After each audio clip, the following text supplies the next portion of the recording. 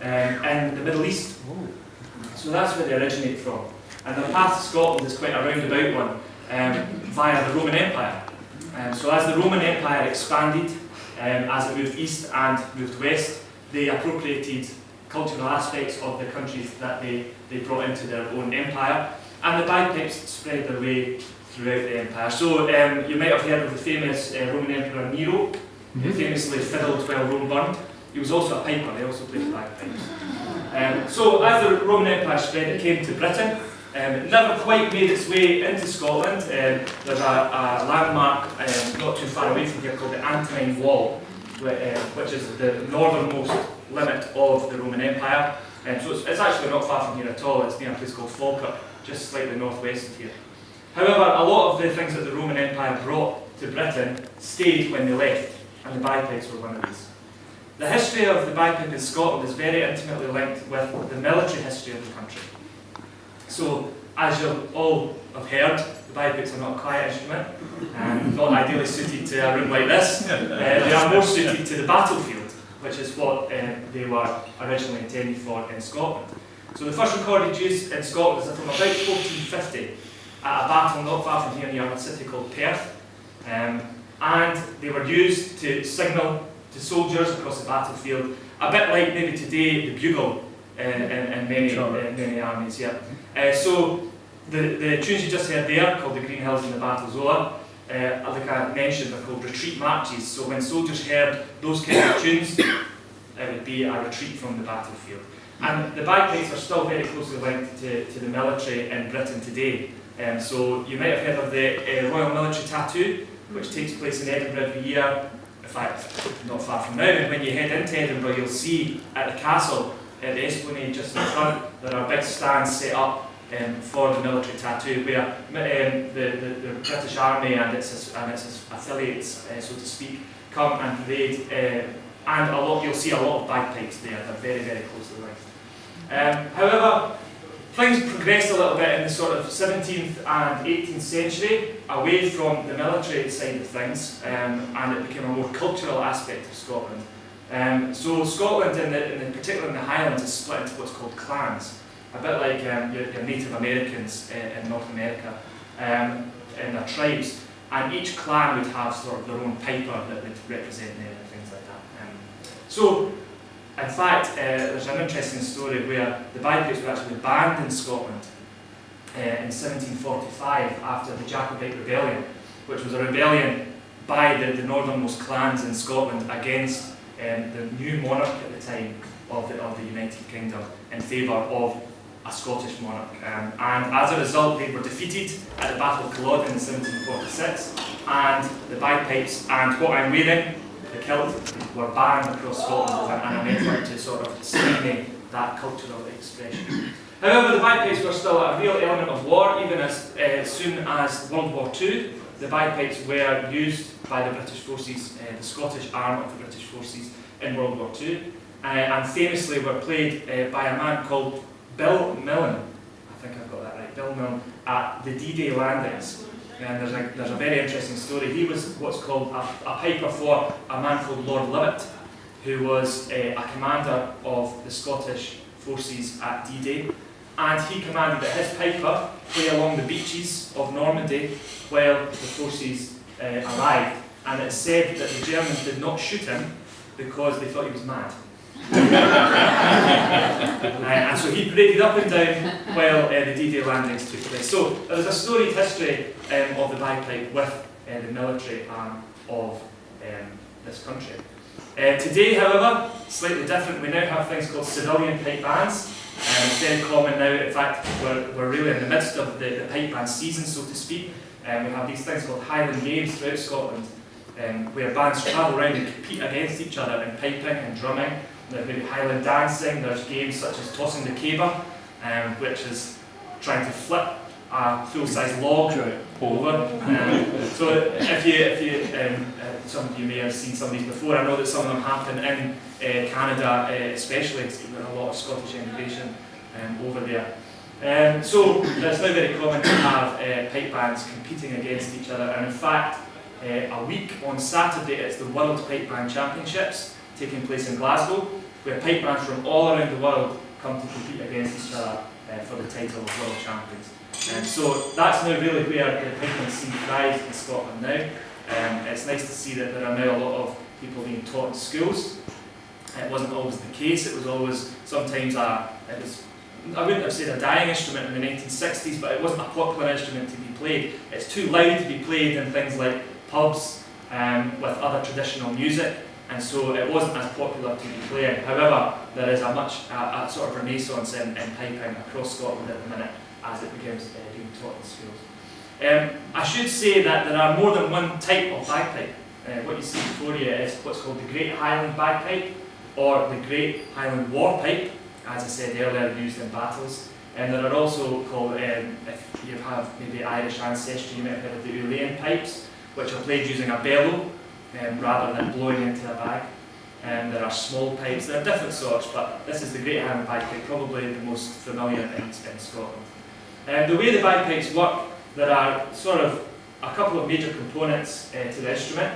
As the name suggests, there is a bag, which must always be kept inflated through blowing through the blowpipe here and squeezing on the bag, which forces air through these three things which are called drones. So when I'm playing there, you can probably hear that in the background, that low, steady noise in the background of the melody. That's what's emitting from these three components here. So we have two tenor drones and one bass drone. The bass drone is the deeper of the two tenors. The tenors are pitched slightly above the bass drone here. The melody comes from this, which is called the chanter.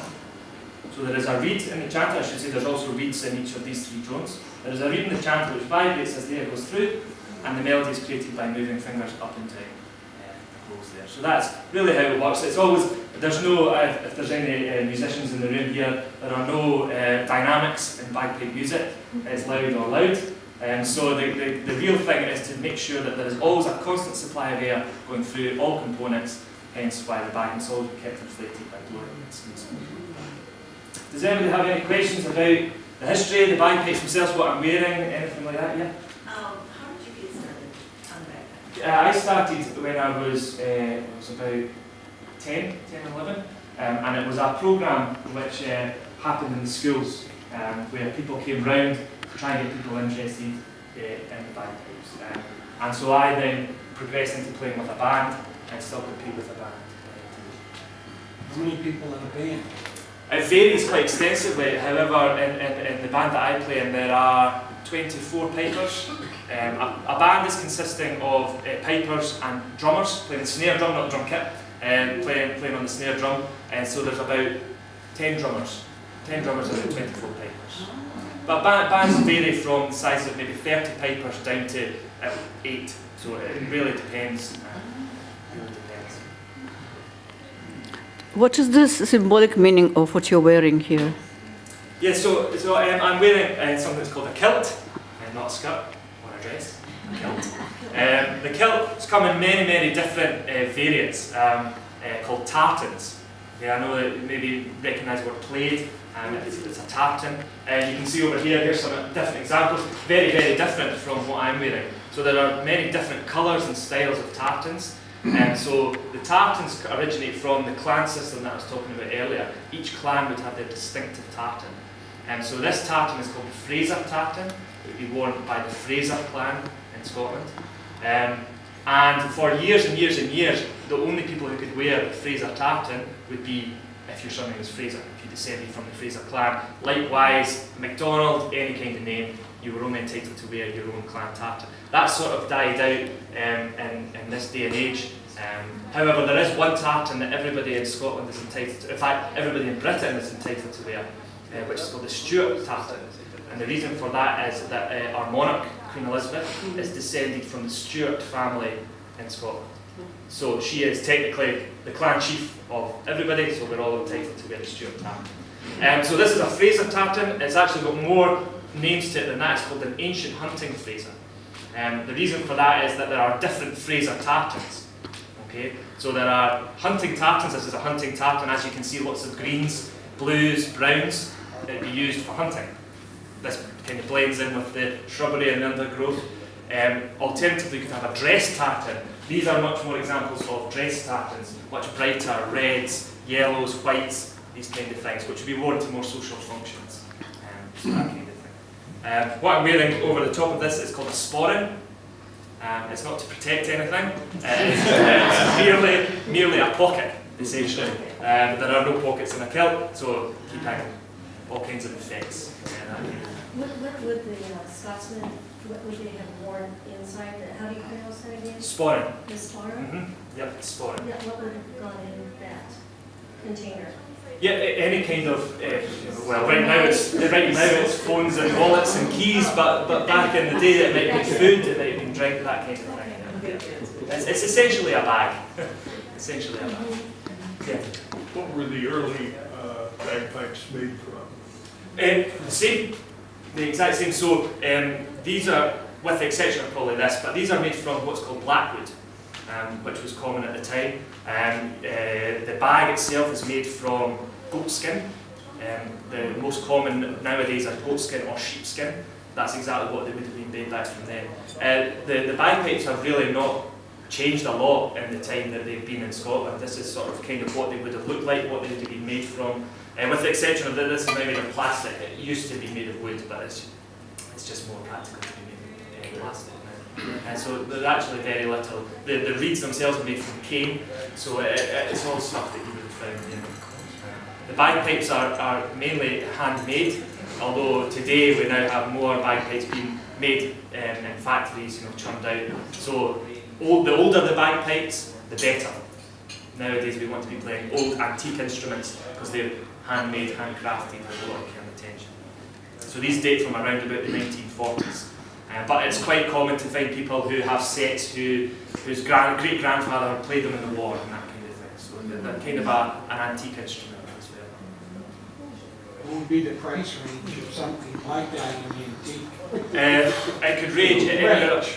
Yeah, it could range anywhere up to probably be about £2,000 and £5,000. I don't know what that is in dollars. Yeah. Round about that. So on D-Day, when they came in March, was it just to signify that Scotland, there were people from Scotland there, or was it just like the whole beach? Yeah, just in general. I mean, there are some great photos from World War II of bagpipers leading the army into occupied territory, and it was a sort of a case of this. It was a sort of to encourage the men more than anything, I think, to see, there's somebody there playing the national instrument and fearlessly doing so. But I don't think there was a great deal of, here we are kind of thing. I think it was much more of a, I think it was fairly obvious. Yeah, exactly.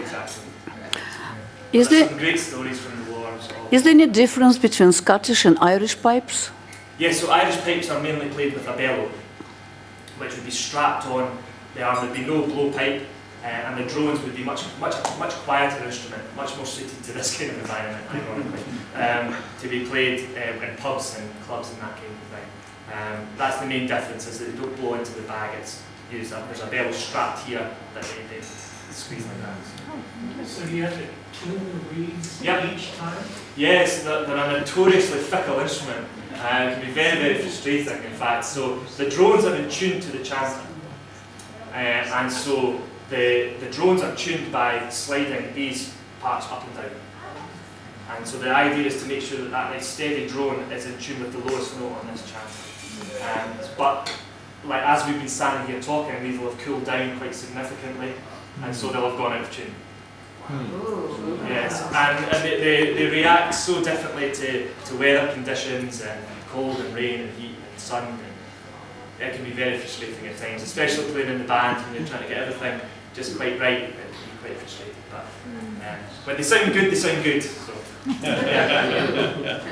Can you tell us a little about your band? Like, where do you play? What do you play for? What are the age ranges of the people in your band? That sort of thing. Yeah, our band is called Balcall and Bathgate Caledonia Pipe Band, and we're situated not far from here, actually, just along the road.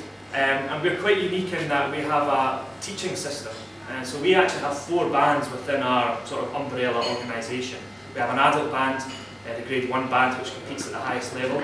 Then we have a juvenile band, a novice juvenile A band, and a novice juvenile B band. So these are kids bands, all for under 18s. So in our band, our age range is from maybe 9 up to 59. So not all bands are like, some bands are much more niche and only adult, only kids, but we kind of span that. And we play also, from about May until the end of August, we compete almost every week out at these contests. But we also play at processions, we play at weddings.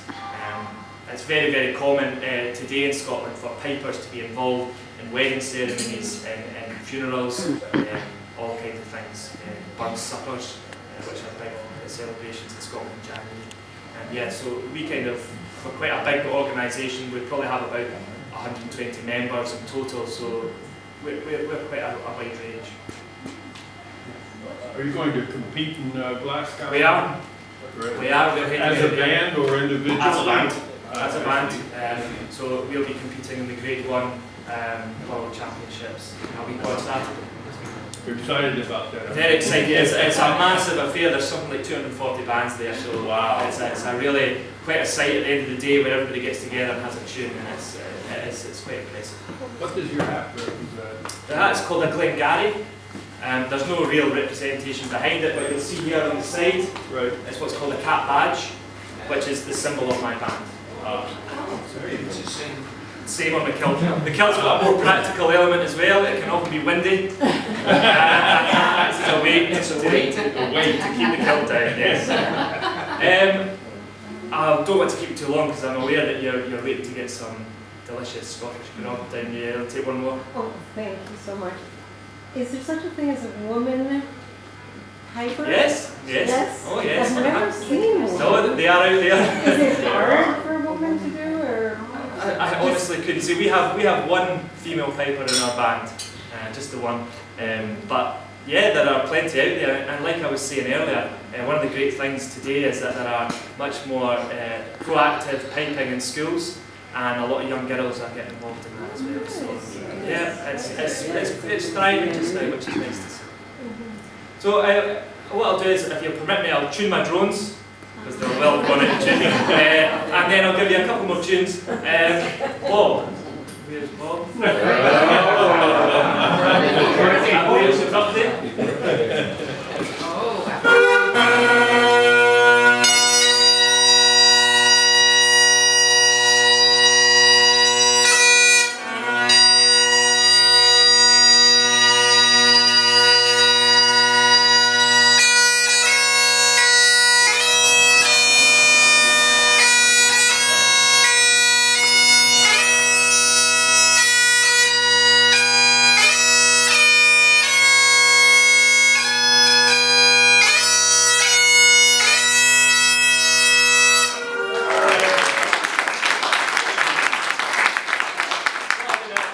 Slow and then a quick one to finish with, and then I'll let you go on with your So I really hope you enjoy your stay here. I hope you don't get too wet out in the rain. It's